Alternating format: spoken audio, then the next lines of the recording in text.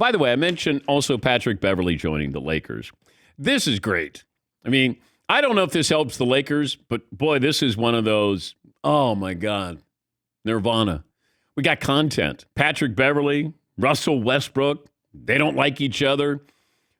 You bring in Patrick Beverley from the Jazz, and maybe he's going to play defense for you. Somebody's got to. And Patrick Beverley comes in. He's still a nuisance, a pest. When he was on ESPN, he said this to Max Kellerman about joining the Lakers. Would you want to play with LeBron on these Lakers? If I was a free agent? Yes. And if me and Minnesota didn't agree to a number? Yeah, correct. Yes. You would? I wouldn't even hesitate. Just to be able to play with a great like that, be able to pick his brain, be able to, be a star in whatever role that I have, playing aside Russell Westbrook, fantastic. I mean, we couldn't ask for, and playing for the Lakers, couldn't ask for a better job. All right. They supplied the music, not us. Did they just start dancing at the end of answers? I don't know what happened there. What's that? Usually that means that they're showing a highlight. And highlight of Patrick. What would be Patrick Beverley's highlight?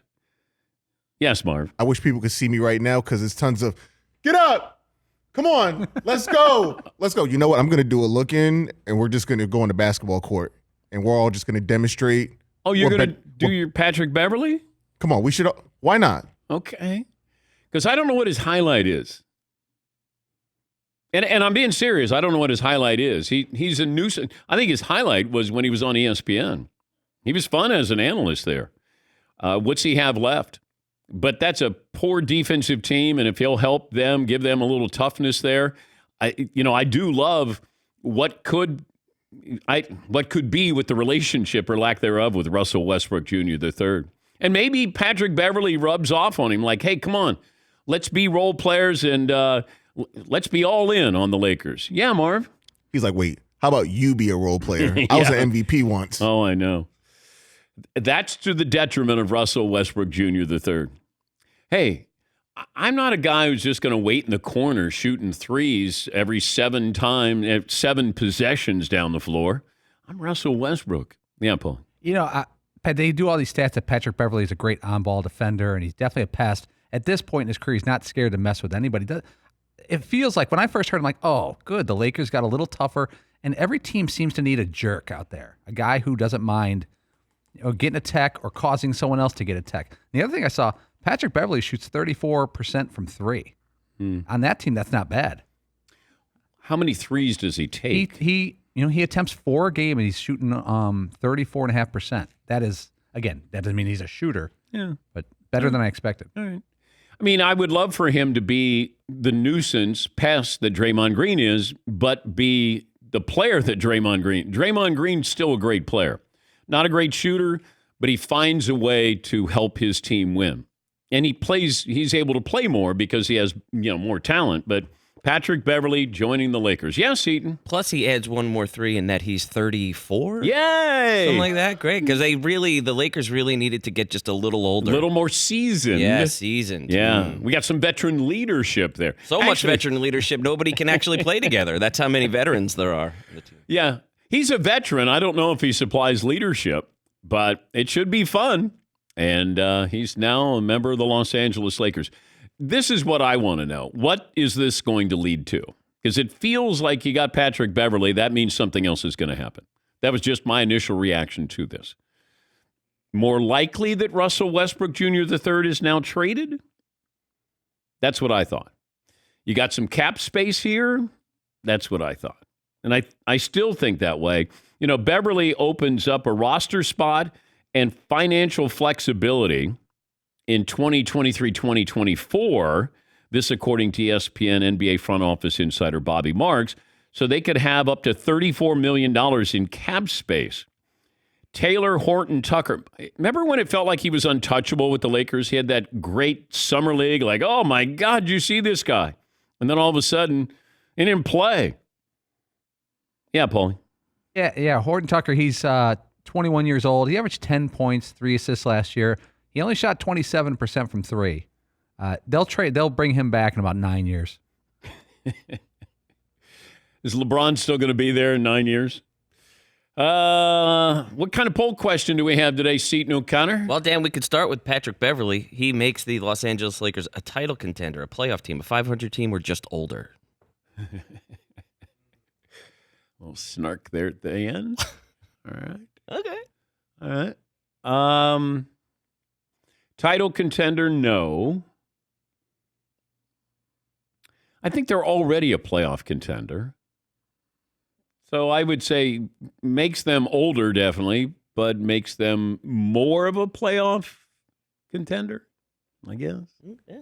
Yeah. I mean, it was just interesting because it's Patrick Beverley.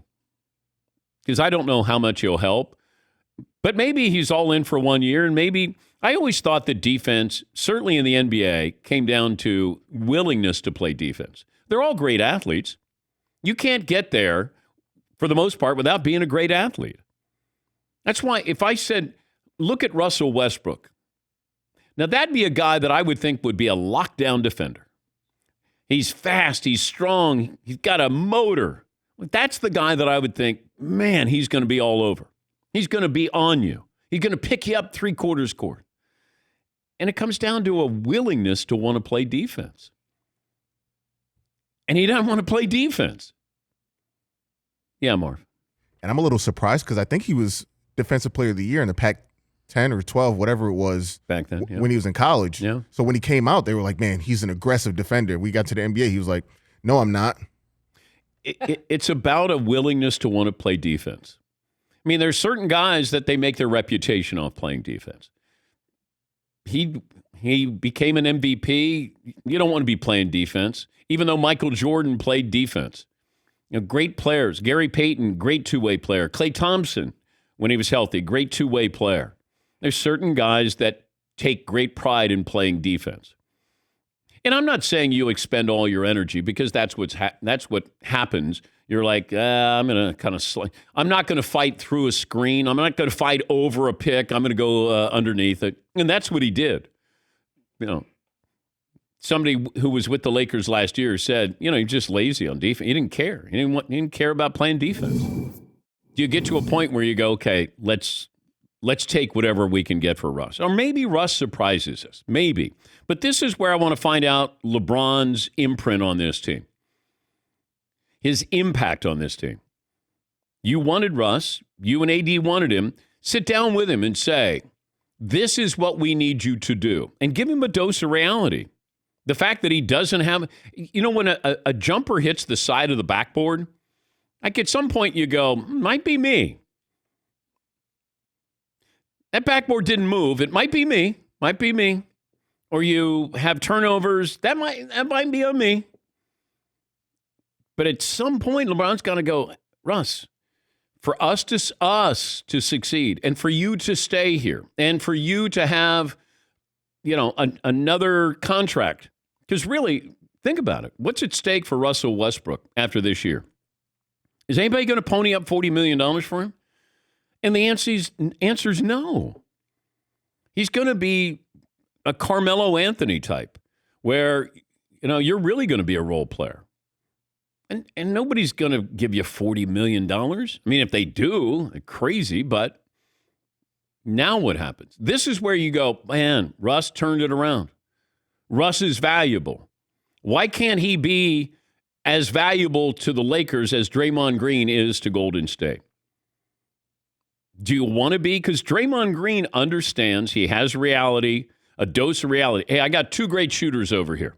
Russ should be like, I got AD and I got LeBron. All right, now what do you want me to do? And I think, you know, have that talent and go all in. I think that's really important. Yeah, Paulie.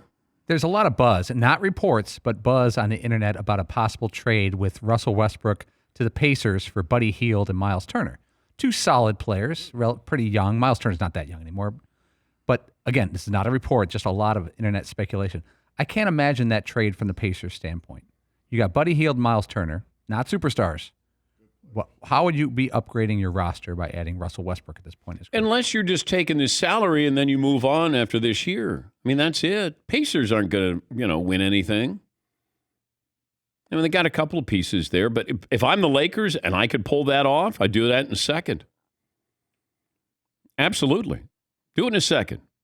Because I got two guys who know what their roles are. Buddy Hield knows what his role is. Just hang there. We'll find you. That's it. Just stay right there. And Miles Turner, if you can get something out of him, great. Good role player. But Russ makes me nervous. Is Patrick Beverley going to make Russell Westbrook better or worse? That's what I'm curious. How do you make all that work? But I did, and we'll check in with the Lakers next final hour. I'm just curious if this was a move that means there's another move coming up. And does that move involve Russell Westbrook?